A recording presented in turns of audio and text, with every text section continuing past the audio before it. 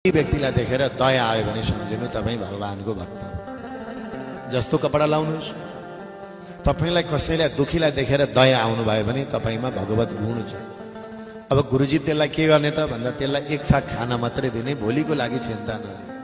कतिजना हामीलाई पीर के हुन्छ भने भावनामा साह्रै बहकिन्छ, बिचारा भोलि यिनीहरूले के खालान् नि भनेर चिन्ता लिन्छौँ। त्यति साह्रो धेरै आसक्ति राख्नु हुँदैन। भगवानका भक्तले आसक्ति राखेर दया गर्नु हुँदैन। एक दिनको लागि आँखाको सामुन्नेमा दया गर। कोही मर्दैछ, कोही प्यासै छ भने उसलाई तुरुन्त खाना देऊ, उसको भोक मेटाइदेऊ, तिमीलाई धर्म भयो। तर अब यसले भोलि के खाला भनेर चिन्ता लिन थाल्यो भने तिम्रो भजन कम हुन्छ, तिम्रो उपासना कम हुन्छ, तिमीलाई चिन्ता बढ्न थाल्दछ। त्यो आसक्ति रहितको दयाले चाहिँ व्यक्तिलाई फेरि पनि पुनर्जन्म गराउन सक्छ। यो बहुतै ख्याल गर्नुपर्छ हामीले। एउटा गुण हुनुपर्छ। संसारलाई कतिलाई देखेर रुने भन्नु त सञ्जन, तर हाम्रो आँखाका सामुन्नेमा आयो भने तपाईँ रोइदिनुहोस्, उसको मलमपट्टि गरिदिनुहोस्, उसको सेवा गर्नुहोस्, तुरुन्तै हिँड्नुहोस्। तर तेरो उसको भोलिको लागि चिन्ता नलिनु। कतिजनालाई घर पुगेर पनि उसैको चिन्ता रहन्छ।